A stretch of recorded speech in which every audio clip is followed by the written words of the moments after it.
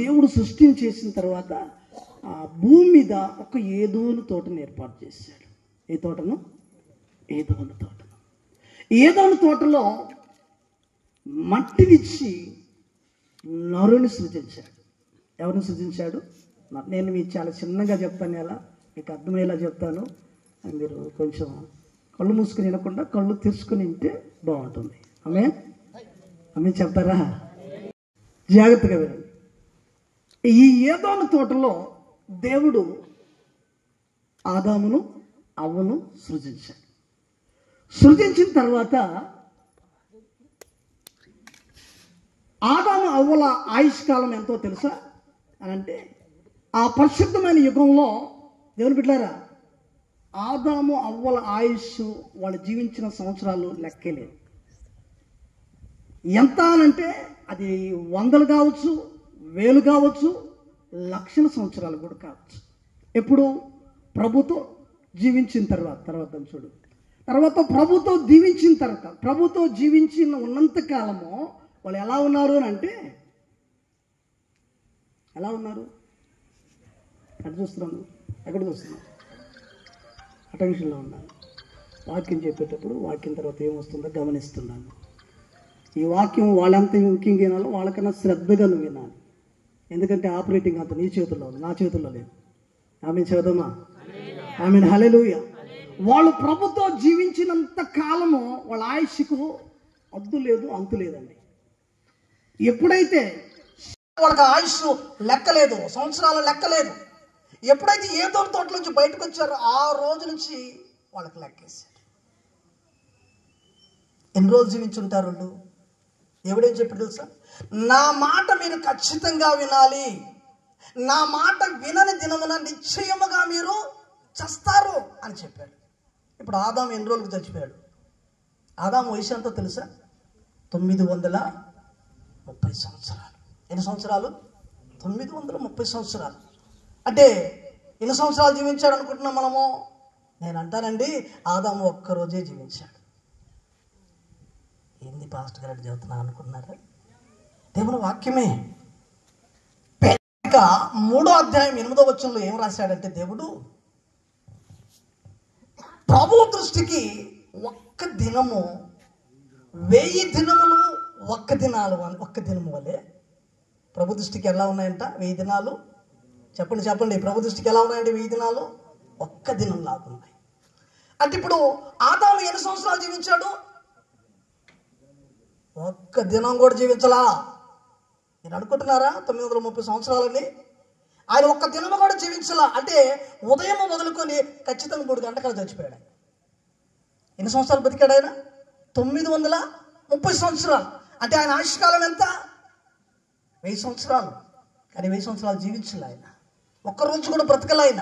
మధ్యాహ్నం కల్లా చచ్చిపోయాడు ఆయన. ఇక మిగిలింది ఎంతో? 1000కి ఇంకెంత మిగిలి ఉంది? 70 అని చెప్పు. ఎన్ని మిగిలి ఉంది? 78. కానీ బైబిల్ ఏం చెప్తుంది? కాలము 70 సంవత్సరాలు. ఏం చెప్తున్నాడు దేవుడు? నీ ఆయుష్ కాలము 70 సంవత్సరాలు. అధిక బలం ఉంటే 80 సంవత్సరాలు అయినా అది ఆయుషము దుఃఖమే. ఇప్పుడు మిగిలింది ఆదాము యొక్క ఆ 6 రోజుల్లో ఎంత మిగిలిచాడు ఆదాము అంటే 70. ఈరోజు మన ఆయుష్ కాలము 70. ఆమె చెబుదామా? మీకు అర్థమవుతున్నాయండి నా మాటలు? మిగిలిన ఆయుష్కాలం ఎంత? 70. ఈరోజు మానవాళికి దేవుడు నిర్ధారించినటువంటి ఆయుష్కాలం ఎంత? 70 సంవత్సరాలు. ఈరోజు నీ ఆయుష్ నా ఆయుష్ ఎంత అంటే 70 సంవత్సరాలు. అయితే ఈ 70 సంవత్సరాలను దేవుడు ఏమంటాడు తెలుసా? భక్తులు అంటారు, కీర్తన గ్రంథంలో అంటాడు, మానవుడు నరుడంట ఒట్టి ఊపిరి వంటి వాడు అని 39వ కీర్తనలో అంటాడు. ఎలాంటి వాడంట? అలాంటి వాళ్ళంట ఒట్టి ఊపిరి వంటి వాడు. సామెత గ్రంథంలో అంటాడు, నరుడు యెహోవా పెట్టిన దీపము అని అంటాడు. యోబు అంటాడు, నరుడు స్వల్ప పరిమితి కలిగిన వాడు, వాడు ఒట్టి నీడ వంటి వాడు అని అంటాడు. నరుడు కల వంటి వాడు. సొలొమోను అంటాడు, నరుడు గడ్డి పువ్వు వంటి వాడు. ఎవరు పెట్టారు? మీకు అర్థమవుతుందా? నరుడు దీపం వంటి వాడు, నరుడు గడ్డి వంటి వాడు, నరుడు నీడ వంటి వాడు, దీపం వంటి వాడు, లేదా నీటి మీద బుడగ వంటి వాడు. ఇవన్నీ కూడా అండి ఒక్క క్షణంలో మాయమైపోతాయి. ఒక క్షణం ఉంటాయి, ఆ క్షణం తర్వాత ఆ నీటి బుడక ఉండదు. ఆదాము అవ్వల జీవితము నీటి బుడగలా పగిలిపోయింది. దేవుని బిడ్డలారా, ఆమె చెప్పండి, ఆమె హల్లెలూయా. ఈరోజు అసలు కథలోనికి ఇప్పుడు మనం వెళ్ళబోతున్నామండి. మన జీవితం ఎంత? నీటి బుడగ, గాల్లో పెట్టిన దీపము. ఎప్పుడు ఊడిపోతుందో, ఎప్పుడు రాలిపోతుందో తెలియదు మనకి. కానీ మనకు మాత్రము ఏదో మనం 100 సంవత్సరాలు బతికేస్తున్నామంటూ కొట్టుకుంటూ తిట్టుకుంటూ రోషాలు, కక్షలు, కుళ్ళు, కుతంత్రాలు, అబ్బా యాళ్ళేని ఆ రోజంతా మన జీవితాల్లోనే ఉంది. ఆమె చూద్దామా? ఆమె హల్లెలూయా. అయితే దేవుడు అంటున్నాడు, నీ ఆయుష్కాలం ఎంతో తెలుసా? బుడగ, ఒట్టి గడ్డి పువ్వు, సాయంత్రానికి వాడిపోతావు నువ్వు. నీకెందుకు ఇన్ని అంగులు? ఇది జాగ్రత్త. మనకు సమయం చాలా తక్కువ ఉంది. ఎక్కువ ఉందా తక్కువ ఉందా? చాలా సమయం తక్కువగా ఉందండి. అది రోజు రోజుకి ఏమైపోతుంది? తరిగిపోతూ ఉంది. జాగ్రత్తగా వినండి. రోజు రోజుకు తరిగిపోతాం. అయ్యా నువ్వు అనొచ్చావు, నా ఆయుష్ ఎలా తరిగిపోతుందంట. ఇప్పుడు ఇక్కడ కూర్చున్నారు పెద్దవాళ్ళందరూ చూడండి, చిన్నపిల్లలు చూడండి. ఆడ ఎంతసేపు అయినా మోకరించుకొని కూర్చోవచ్చు. మనం కూర్చుంటామా? ఎందుకనో వయసు అయిపోతుంది. కాళ్ళు నొప్పులు వస్తున్నాయి, ఎందుకు? నడుము నొప్పులు వస్తున్నాయి, ఎందుకు? నిలబడలేకపోతున్నావు, ఎందుకు?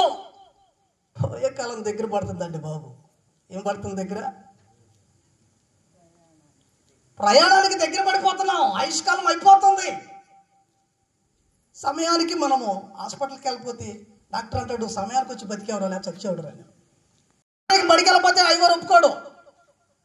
సమయానికి గుడికి వెళ్ళిపోతే పాస్టర్ కూడా ఒప్పుకోడు. సమయం ఎంత విలువైందంటే డాక్టర్ చెప్తాడు, నువ్వు అరగంటలో నెల్లూరుకి వెళ్ళిపోతే వీడు చచ్చిపోతాడు అంటాడు. సమయం ఎంత విలువైందో తెలుసా? అటువంటి సమయాన్ని ఈరోజు మనుషులు ఎంత దుర్వినియోగం చేస్తారో తెలుసా? ఆలోచించండి. మనుషులు కొంతమంది ఎలా ఉన్నారంటే, ఏమి తిందమా ఏంటంట, ఎలా ఉన్నారంటే మనుషులు ఈ రోజున? చెప్పండి చెప్పండి, మీ నోటితో చెప్పండి. ఏమి తిందామా? ఈరోజు మటన్ తిందామా, చికెన్ తిందామా, పలావ్ తిందామా అంటే కొంతమంది తిండి కోసమే. చెప్పండి, కొంతమంది తిండి కోసమే బతుకుతున్నారు. ఎన్ని కోటాలకైనా వస్తారు కొంతమంది. ఎందుకో తెలుసా? వాకింగ్ కోసం కాదండి. ఎందుకంటే వీళ్ళకి తిండి కోలా. మనం అనుకుంటాం, అప్పో వీడికి భలే భక్తులు. మనం కాదు కాదు, వాడు తిండే వాడి ధ్యాస. కొంతమంది తిండి కోసమే బతుకుతారు. వాడు మరి తిండిపోతురా, ఏది బోనిడో కదా. కొంతమంది తాగటానికి బతుకుతారు. దేనికి చెప్పండి? దేనికి బతుకుతారు? పెళ్ళాన్ని కొట్టి, కూతురుని కొట్టి, తమ్ముడు కొట్టి, అన్నను కొట్టి, ఆడు సాయంత్రానికి సుక్కపడిందే మంచం ఎక్కడ మనవాడు. ఎందుకు? ఆడు బ్రతుకులో వాడికి కావాల్సింది ఏంటి చెప్పండి? ఏం కావాలా? త్రాగుడు. త్రాగుడే నా జీవితం అనుకుని బతుకుతారు కొంతమంది. తిండి కోసమే బతుకుతారు కొంతమంది, త్రాగుడు కోసమే బతుకుతారు కొంతమంది. కొంతమంది ఎలా ఉన్నారో తెలుసా? ఏం ధరించుకుందామా? ఏం ధరించుకుందాం అయ్యా, దాన్ని నేను మించిపోవాలి. మా ఆయన అప్పు చేయని, పప్పు చేయని, ఏమైనా చేయని, నేను ఈ వారం కట్టిన చీర ఇంకో వారం కట్టకూడదు, ఈ వారం కట్టిన గుడ్లు ఇంకొక వారం కట్టకూడదు. కొంతమంది ఎలా ఉన్నారు? డబ్బులను వస్త్రాలకే తగలేస్తున్నారు. బాధ్యత లేకుండా, బాధ్యత లేకుండా, కుటుంబ బాధ్యతలు లేకుండా ఈరోజు అనేక మంది ఏం చేస్తారు? వస్త్రాలను కొంటూ వస్త్రాల కోసమే పరిమితం చేస్తూ తమ జీవిత కాలాన్ని పాడు చేసుకుంటున్నారండి చాలా మంది. ఏమి తిందామా, ఏమి తాగమని అంటున్నారు. ఏం సంపాదించుకుందాం ఏమంటున్నారండి? చెప్పండి, ఏం సంపాదించుకుందాం? ఆడికి వస్తే ఎంత ఇస్తారు? ఎంత ఇస్తారు అంటే వీడు ఎట్టు పోయినా ఓ సామెత ఉంది. ఆ కొత్తపల్లికి ఒక ఐవరు, మా సూర్యవరు వచ్చేవాడు. ఆయన చెప్పేవాడు, ఏమంటే తెలుసా, మీ ఇంటికి వస్తే ఏం పెడతా అంటాడంట. మా ఇంటికి వస్తుంది అనుకో, మా ఇంటికి వచ్చినప్పుడు ఏం చేస్తా అంటే ఎటు పోయినా వీడికి ఆదాయం ఉండాలా. మీకు అర్థమైందా? మీ ఇంటికి వస్తే ఏం పెడతా, మా ఇంటికి వస్తే ఏం చేస్తా అంటే ఎటు పోయినా మనోడికే ఆదాయం ఉండాలా. మీకు అర్థమవుతుందా? కాబట్టి కొంతమంది ఎలా ఉన్నారంటే, ఎంత సంపాదిద్దాం, బతికితే ఏముందిరా, సంపాదించాలా. అప్పుడు మనకు పేరు మెతుకులు వేసుకొని అయినా సరే డబ్బు సంపాదిస్తాడు. కొంతమంది డబ్బు సంపాదించడానికి తమ ఆయుష్కాలాన్ని పాడు చేసుకుంటున్నారు. దేవుని బిడ్డలారా గమనించండి. ఇంకా కొంతమంది ఎలా ఉన్నారు సార్, దొంగలుగా ఉన్నారు. అంటున్నారు, ఏ ఇల్లు తోసేద్దామా, ఏ ఊరిని తోసేద్దామా, ఎండాకాలం వస్తే ఇదే గోల. మనకి ఎండాకాలం వచ్చిందంటే బయట కొనుక్కుంటున్నాం. ఆడు దొంగ, ఏడు దొంగ, ఏడు దొంగ అంటూ ఉంటాం. ఎండాకాలం వచ్చిందంటే ఇదే గోల. కొంతమంది ఎలా ఉన్నారు, వ్యభిచారులుగా ఉన్నారు. కొంతమంది ఎలా ఉన్నారు, వ్యభిచారులుగా ఉన్నారు. కొంతమంది అన్యాయస్తులుగా ఉన్నారు, నరహంతకులుగా ఉన్నారు. ఇప్పుడు నేను ఏమంటానంటే దేవుని బిడ్డలారా, నీ జీవిత కాలము తినటానికి ఉపయోగపడుతుందా, తాగటానికి ఉన్నావా, లేదా అడ్డమైనటువంటి ఆ షడ్డ పనులన్నీ చేసుకుంటూ నీ జీవితాన్ని ఉపయోగిస్తున్నావా? ఎలా గడుపుతుంది నీ జీవితకాలం? మీకు అర్థమవుతున్నాయి నా మాటలు? నీ జీవితకాలం ఎలా నడుస్తుంది? తినటానికి వెళ్తున్నావేమో, సంపాదించుకోవటానికి జీవితాన్ని ఖర్చు పెడుతున్నావేమో, ఎలా సంపాదించాలని ఆతృత పడుతున్నామో, నా భవిష్యత్తు ఏంటి, నా బిడ్డల భవిష్యత్తు ఏంటి అని ఆలోచిస్తున్నావేమో. చాలా జాగ్రత్తగా మీరు ఆలోచించాలి. ఇలా చాలామంది తమ ఆయుష్కాలం యొక్క విలువ తెలియక, తమ జీవితకాలం యొక్క విలువ తెలియక ఏం చేస్తున్నారంటే కాలాన్ని పాడు చేస్తున్నారు. చేయాల్సింది చేయకుండా ఒట్టుటోటి కోసం అన్నిటికీ ప్రయాసపడుతున్నారు, ప్రాకుపడుతున్నారు. అయితే జాగ్రత్తగా వినండి. ఇప్పుడు ఇంకొక తరం ఉంది తెలుసా. అసలు ప్రాణం అంటేనే భయం లేదు. ఒకడు సెల్ ఫోన్ పట్టుకున్నాడు, ఎక్కడ తెలుసా, రైలు పట్టా మీద. ట్రైన్ వస్తుంది, వాడు మోజు ఏంటంటే దగ్గరకు వచ్చినాక నేను పక్క వెళ్ళిపోవాలా, ట్రైన్ వెళ్ళిపోవాలా, దీన్ని తీసుకెళ్ళి నేను యూట్యూబ్లో పెట్టుకోవాలా. అది వాడి ప్లాన్. కానీ ఏమైపోయింది, సెల్లుతో పాటు మనోడు కూడా వెళ్ళిపోయినాడు. మీకు అర్థమవుతున్నాయి? ఎలా ఉన్నారు చాలామంది అంటే చాలా భయంకరమైన ప్రాణం విలువ తెలియక, ప్రాణం యొక్క ఆ యొక్క విధానం తెలియక తమ జీవితాన్ని పాడు చేసుకుంటున్నట్టు వాళ్ళు ఉన్నారు. ఒకసారి నేను ఈ పాట మీకు చూపిస్తాను, చూడండి ఎలా ఉంటుంది.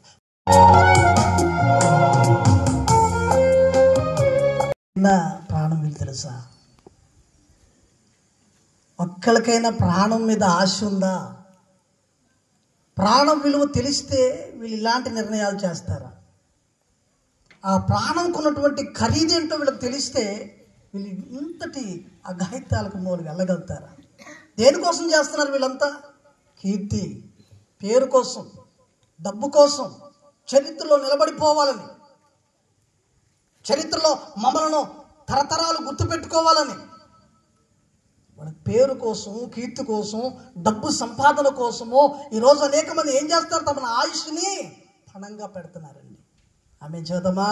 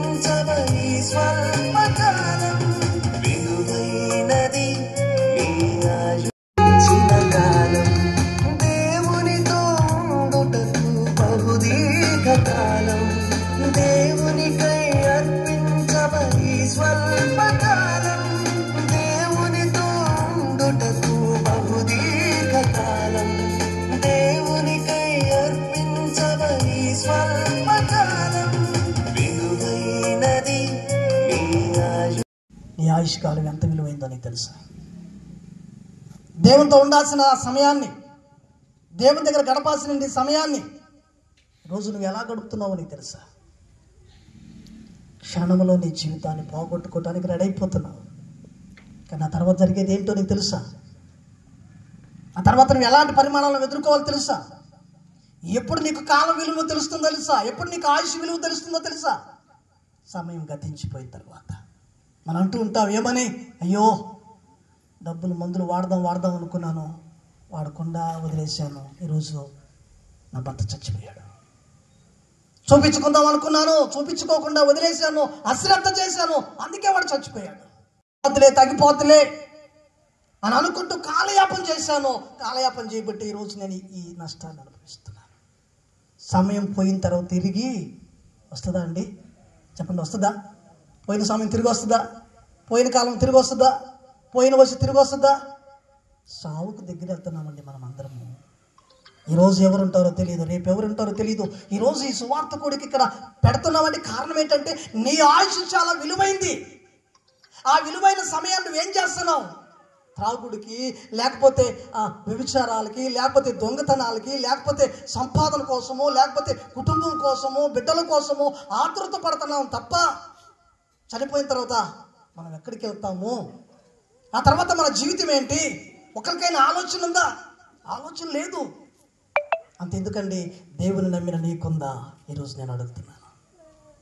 ఎంతమంది చర్చిలకు పోయి కరెక్ట్గా ఉంటున్నారు? లోకల్ అంటున్నారు మీరు అబద్ధాలు మానేరా? మీరు చర్చిలకు పోతున్నారు కానీ సినిమాలు ఏమైనా మారారా?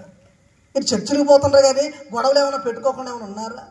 అన్నిలు మనల్ని ఏళ్ళు పెట్టి చూపిస్తున్నారండి. మనకున్న ఆయుష్కాలం ఎంత విలువైందో మనకు తెలియక మనము మన ఇష్టానుసారంగా తిరుగుతున్నాము. ఇప్పుడు చూడండి, నేను ఏమంటానంటే ఎవరికి నచ్చినట్లు బతుకుతున్నారు. ఎంతమంది ఒప్పుకుంటారు ఈ మాటని? ఎవరికి నచ్చినట్లు బతుకుతున్నారు.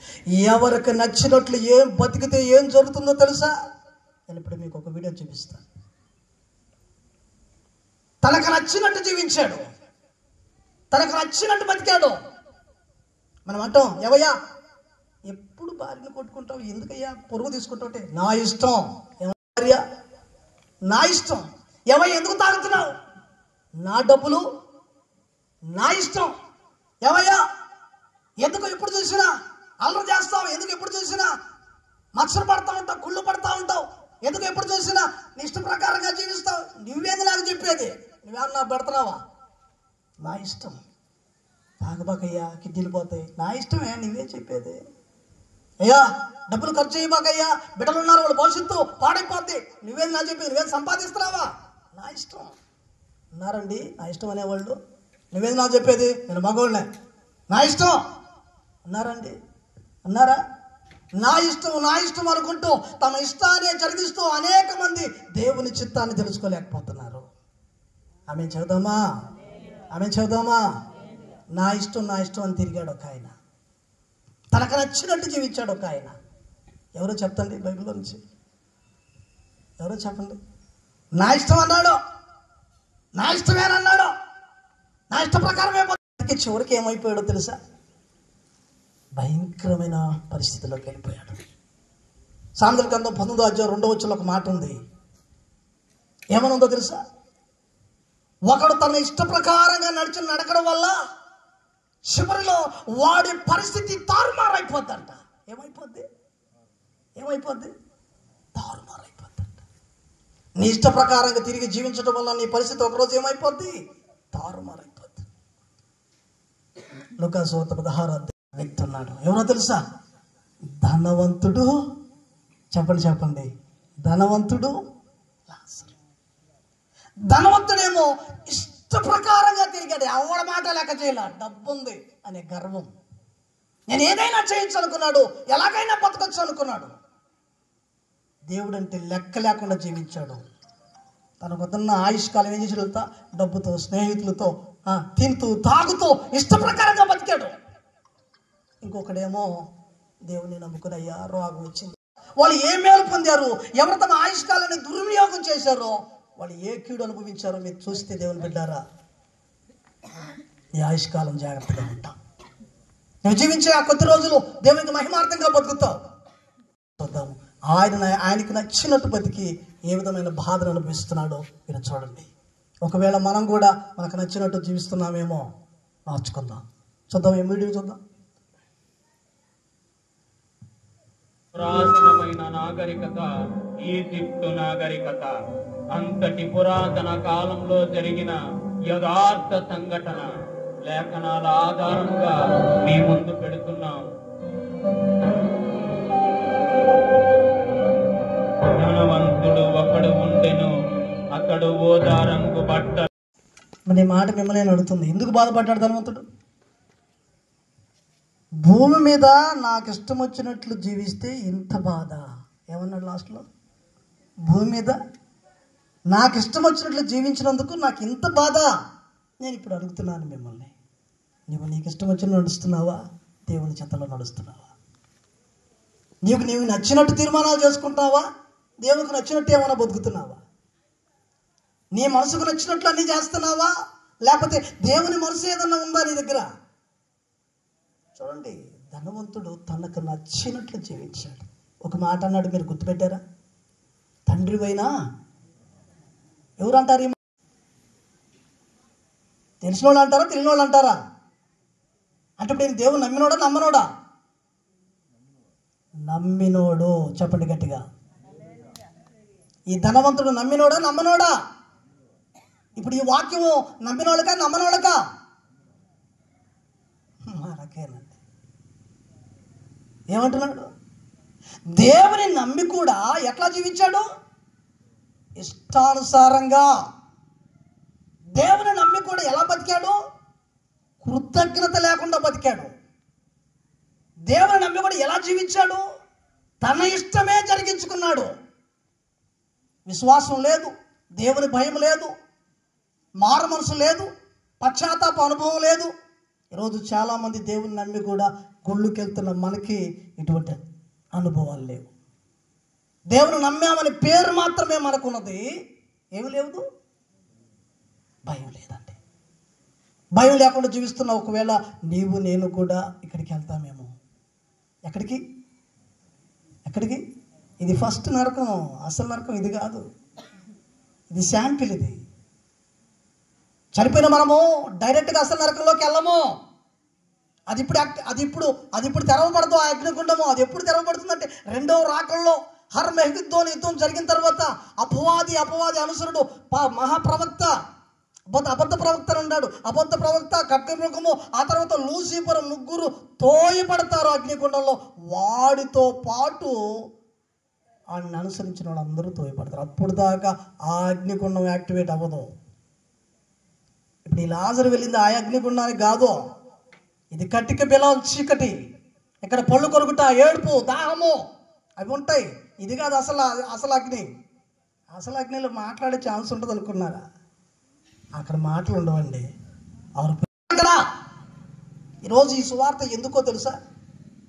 ఒక్కళ్ళైనా తమ నచ్చినట్టు జీవితాన్ని మానేసి దేవునికి నచ్చినట్టు బతుకుతారని. ఆమె చెప్పండి.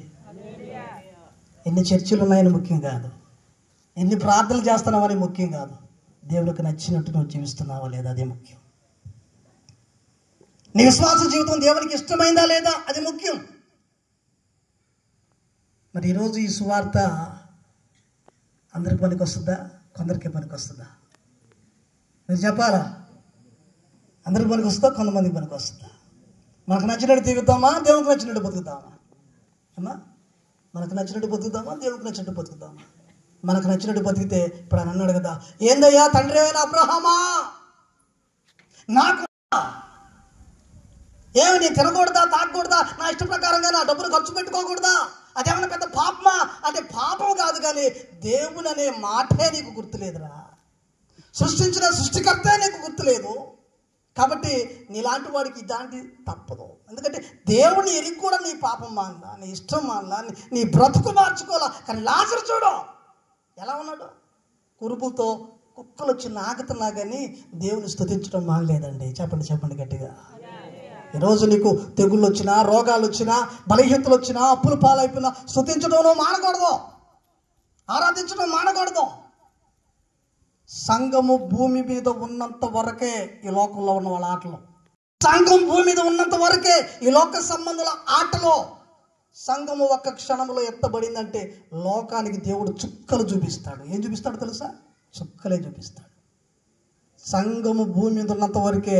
సంఘాన్ని హింసించడం కానీ, సంఘాన్ని కొట్టడం కానీ, చర్చిలు తగలబెట్టడం కానీ, విశ్వాసం పాడు చేయడం కానీ, విశ్వాసం చంపడం కానీ ఎన్నైనా చేసుకో, ఓపిక పడతాడు దేవుడు. ఎందుకో తెలుసా? సంఘము భూమి మీద ప్రార్థన చేస్తుంది. ఏం చేస్తుంది? ఒక్కరోజు ప్రపంచం అంతా చాటిపోయింది, ప్రార్థన ఆపేయమని చాటిపోయింది. ఒక్కరోజు ప్రపంచం అంతా కానీ ప్రార్థనగా ఆగిపోతే కొన్ని దేశాలు వెళ్ళిపోతాయి. ఎందుకో తెలుసా? ప్రపంచమంతా ఏదో ఒక మూల, ఏదో ఒక కుటుంబంలో, ఏదో ఒక గ్రామంలో, ఏదో ఒక వీధిలో ప్రార్థన జరుగుతూనే ఉంది, ఆరాధన జరుగుతూనే ఉంది. ఈ ఆరాధన దేవునికి వెళ్తా ఉంది. ఆ మహిమను బట్టి ఇంకా చావాల్సిన వాళ్ళని, చచ్చిపోతున్న వాళ్ళకి మారు మనసు ప్రకటించడానికి దేవుడు స్వార్థకులను పంపుతూనే ఉండి. ఆమేన్, హల్లెలూయా. ఈరోజు దేవుని వాక్యం వింటున్న ప్రియమైన దేవుని బిడ్డలారా, ఇవాళ ఉంటామో రేపు ఉంటామో మనకు తెలియదు, కానీ నీ ఆయుష్ ఎంత ముఖ్యమైందో తెలుసా? నీ ఆయుష్ ఎంత ముఖ్యమైందో తెలుసా? అది దేవునికి ఎంత విలువైందో తెలుసా? ఈ ఆయుష్ కాలము ఇలా ఆ లోకాన్ని అనుసరించి ఇష్టానుసారంగా పాడవకూడదని దేవుని యొక్క ఉద్దేశం. ఆమె చెప్పండి హల్లెలూయా. మనం ముగింపులోకి వచ్చేసాం. ఎందుకు ఈరోజు ఈ వాక్యాన్ని మనం వినాలి? ఇంకా మనం దేవుని నమ్మి కూడా కనికరం లేకుండా బతుకుతాం. మారలా, మన గుణాలు మారలా, మనం సరిగా లేకుండా అన్యుల్ని ఎలా దేవుని వైపు మనం తిప్పగలుగుతాం?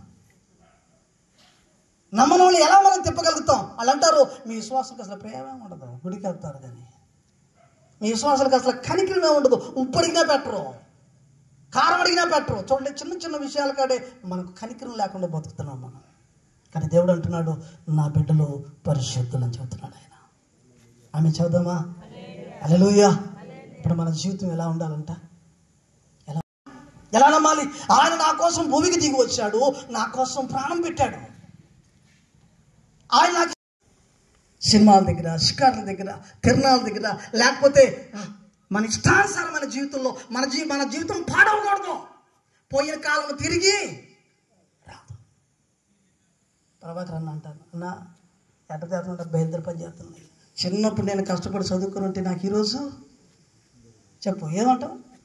నాకు ఈరోజు ఈ కష్టం నేను అంటే ఎప్పుడు తెలిసింది మనకు ఆ విలువ? సమయం అయిపోయినాక. మందులు ఆడుంటే బతికోవాడు. ఎప్పుడు తెలిసింది ఆ విలువ? భార్య తెచ్చిపోయినాక పాడు బయట పడిపోద్ది. ఎప్పుడు తెలుస్తుంది మనకు ఆ విలువ? ఆ చిన్నప్పుడు చదువుకోరా వినలా, ఇవాళ అంటున్నాడు మా అమ్మ నన్ను చదివిలా. ఎప్పుడు తెలిసింది ఆ విలువ? అయిపోయినాక, చేతులు కాలినాక ఏం పట్టుకోకూడదంట, సమయం అయిపోయినాక నువ్వేమీ చేయలేవు. ఏదైనా సమయం ఉన్నప్పుడే చేయాలి. ఆయుష్ అయిపోయినాక నువ్వేమీ చేయలేవు, ఆయుష్ ఉన్నప్పుడే ఏమైనా చేయాలి. ఈరోజు ఎందుకు ఈ మాటలు అంటే, ఇక్కడ నమ్మిన వాళ్ళకి ఈ వాక్యం ఉంది, నమ్మనోళ్ళకు కూడా ఏదో ఒక మాట, అయ్యో నా సమయాన్ని ఇలా వృధా చేస్తున్నానా దేవుని నమ్ముకోకుండా. నా సమయాన్ని ఈరోజు రేపు పొద్దునే పిలుస్తాడు దేవుడు.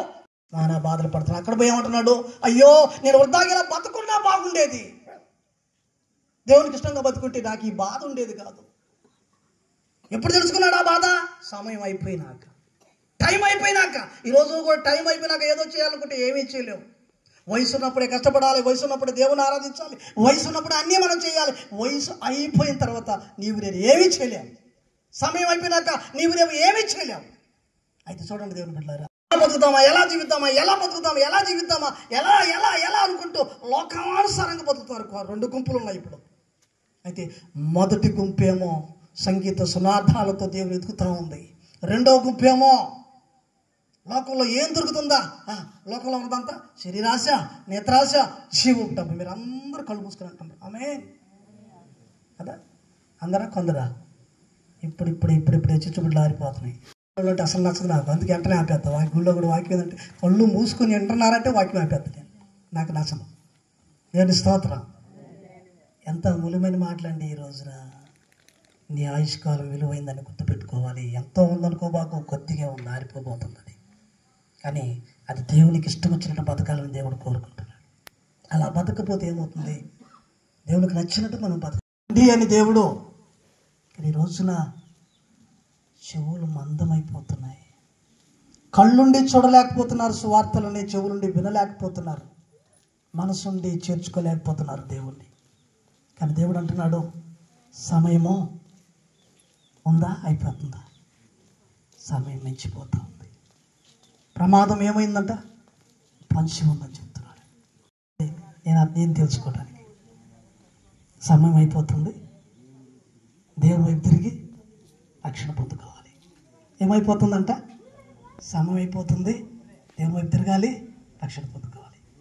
ఇది నమ్మినోడికా నమ్మనోడికా? ఇద్దరికి. ఎవరికి? నమ్మిన వాళ్ళేమో ఇష్టానుసారం వదిలేసేయాలా, దేవునికి నచ్చని బతకాలి. నమ్మిన వాళ్ళేమో త్వరగా రావాలి. రాకపోతే ఏమవుతుంది? సమయం మించిపోతుంది. కనుక చేరాల్సిన చోటుకి వెళ్ళము, చేరకూడని చోటుకి వెళ్ళిపోతాం. ఆ తర్వాత ఎవరు మనల్ని రక్షించలేరు. ఆమె చెప్పండి, ప్రార్థన చేసుకుందాం. ఆమె చెప్పండి. మనుషుల తలంపులు అనేకములు కానీ ప్రభు చిత్తము వేరు. మనుషుల తలంపులు అనేకములు కానీ ప్రభు చిత్తము వేరు. కాబట్టి దేవుని బిడ్డలారా, మరలా ఈసారి నాకై నేను రాను, కానీ మీరు పిలిస్తే వస్తా. దేవుని స్తోత్రం చెప్పండి. ఎందుకంటే పిలిస్తేనే మళ్ళీ పోవాలి, రెండోసారి రావాలంటే. కానీ ఈసారి అయితే మీరు పిలవకుండానే వచ్చాను. ఎందుకంటే నా బాధ్యత. నేను పెరిగిన గ్రామంలో నేను ఒక్కరోజన్న సువార్త చెప్పిపోతే దేవుడు నన్ను అడుగుతాడు, రేపు నీవు పెరిగిన గ్రామంలో ఒక్కరోజన్న వాళ్ళకి చెప్పావంటా నన్ను అడుగుతాడు. కాబట్టి నా మీద దోషారోపణ లేకుండా నేను కడిగేసుకున్నాను. దేవుని స్తోత్రం చెప్పండి. ఆమె హల్లెలూయా. కాబట్టి ప్రార్థన చేసుకొని ఈ రాత్రి వేళ ఈ కూడికను మనము ముగించుకుందాం. సభ నీ సమయం అయిపోతుందని నీకు తెలియట్లేదు. నీ ఎదుట ప్రమాదం పొంచి ఉందని నీకు తెలియట్లేదు. ఈరోజు ఉంటావు, రేపు ఉంటావు, ఉండవో నీకు తెలియదు. కాలయాపన చేసి నరకాగ్ని గుణంలో పడొద్దు. ప్రభు నిన్ను ఎంతోమంది సేవకులు ఇక్కడికి వస్తున్నారు, ప్రార్థనలు పెడుతున్నారు. ఈ సంఘంలో ఏదో ఒక మూల ప్రతిరోజు సంగీత సునాదం వినపడుతూ ఉంది. అయ్యా, మరి ఇది ఈ సంఘం మేలు కొరకే, ఈ సంఘ క్షేమము కొరకే. అయ్యా, ఎంతమంది దైవజనులు వచ్చి వార్త ప్రకటించినా వాళ్ళందరికీ సంఘము సోటి ఇవ్వాలి. ఎందుకంటే ప్రభువా, ఇది క్రీస్తు సంఘము. కుట్రలకు, కుళ్ళలకు, కుతంత్రాలకు తావులేదు. ఎందుకంటే నాయన, నీ ప్రేమ రాజ్యంలో మేము అందరం ఉండాలి. అయ్యా, ఒకరోజు మధ్యాకాశానికి రాబోతున్నాం, మమ్మల్ని అందరినీ పిలుస్తున్నాం. మేమందరం నాయన నీ సన్నిధికి రాబోతున్నాం. దాని కొరకు ఈ లోకంలో మాకున్న ఈ కొద్ది కాలం, ఈ కొద్ది ఆయుష్కాలం మేము నమ్మకంగా బతికితే చాలు నాయన. చూసుకో, భూమి మీద శ్రమను అనుభవించాడుగా నా దగ్గర నెమ్మది పొందుతున్నాడు. అవునయ్యా, ఈ లోకంలో ఒకవేళ మాకు నెమ్మది ఉన్నా లేకపోయినా నీ రాజ్యంలో మాకు నెమ్మది ఉంది. అయ్యా, నీ బిడ్డలందరూ ప్రభువా ఈ రాత్రి అయ్యా ప్రేమతో వచ్చి కూర్చున్నారు, మా కూడికని ఆస్వాదించారు. ఇంతవరకు చెప్పిన మాటలు శ్రద్ధగా విన్నారు. సమయం అవుతున్నా ప్రభువా, మేము ఏది చెప్పాలి? కుటుంబాన్ని మీరు ఆశీర్వదించండి, సంఘాన్ని మీరు దీవించండి, సంఘంలో ఉన్న మందిరాలను, ఆ సేవ చేస్తున్న సేవకుల వారి కుటుంబాలను మీరు దీవించండి. ఇంకా మారు మనసు లేని ప్రజల కొరకు మేము ప్రార్థన చేస్తున్నాం. అయ్యా, మారు మనసు లేని వారికి కూడా మారు మనసుని ఇవ్వండి, రక్షణ ఇవ్వండి.